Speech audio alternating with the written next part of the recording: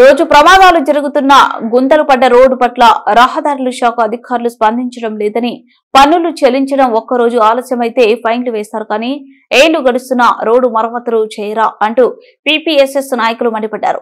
కర్నూలు జిల్లా కేంద్రానికి ముఖద్వారమైన నందికొట్కూరు రోడ్డుపై వర్షం వస్తే ఏ గుంత ఎక్కడుందో తెలియక స్కూటర్లు, ఆటోలపై వెళ్లే ప్రయాణికులు ప్రమాదాలకు గురై కాళ్లు చేతులు విరిగి గాయాలైన ఆసుపత్రులు పాలవుతున్న ఆర్ఎండ్బీ అధికారులు రోడ్డు మరమ్మతులు చేయకుండా నిర్లక్ష్యంగా వ్యవహరిస్తున్నారని ప్రజానాట్య మండలి నాయకులు డి సుబ్బారాయుడు, స్థానిక కాలనీ అసోసియేషన్ ప్రతినిధి పీసీహెచ్ దస్తగిరి, పట్టణ పౌర సంక్షేమ సంఘం నాయకులు ఎరిగినేని పుల్లారెడ్డి విమర్శించారు.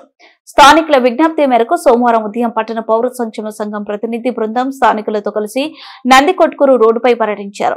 ఈ సందర్భంగా వారు మాట్లాడారు. పర్యటనలో బి నాగేంద్ర, ఎస్ మాలిక్ భాషా, ఏ ఆంజనేయులు గౌడ్, గోపాల్, హనుమాన్ జీ పాల్గొన్నారు.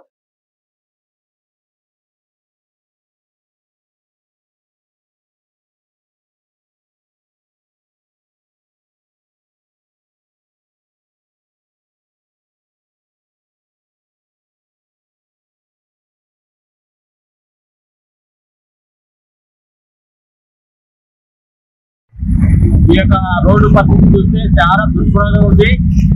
ఇప్పటికీ 7-6 సంవత్సరాల నుంచి ఇదే పరిస్థితి వస్తా ఉంది. గత ప్రభుత్వానికి చెప్పినాం, ఈ ప్రభుత్వానికి చెప్పినాం, ఆర్ఎండ్బీ అధికారులు ఎవరు కూడా స్పందించడం లేదు. ఒక్క రోజుకు వచ్చేసి సుమారు అంటే ఒక 5-6 మంది కింద పడిపోతారు. రీసెంట్ గా ఒక ముసలాయన ఇద్దరు పోతున్నారు, కింద పడిపోయింది. ఆయన హాస్పిటల్ జాయిన్ చేశారు. వానకాలంలో ఇదే పరిస్థితి ఏర్పడతా ఉంది. రాత్రి వచ్చేసరికి నేను డ్యూటీకి పోయి వస్తున్నా, 5 రోజులు వచ్చినాయి నీళ్లు. ఈ పరిస్థితి ఇలా ఉంటే నేను జనాలకు ఏం చేస్తున్నట్టు అసలు గత ప్రభుత్వం ఈ ప్రభుత్వం ఏం చేయడం లేదు. రోడ్డు చిన్నమై సగం రోడ్డు పగిలిపోయింది. మధ్యలో గుంతలు ఏర్పడినాయి. వారానికి 1-2 ద్విచక్ర వాహనాలు ఎగిరి కింద పడుతున్నారు. డే అండ్ నైట్ దొరుకునే ప్రమాదాలు.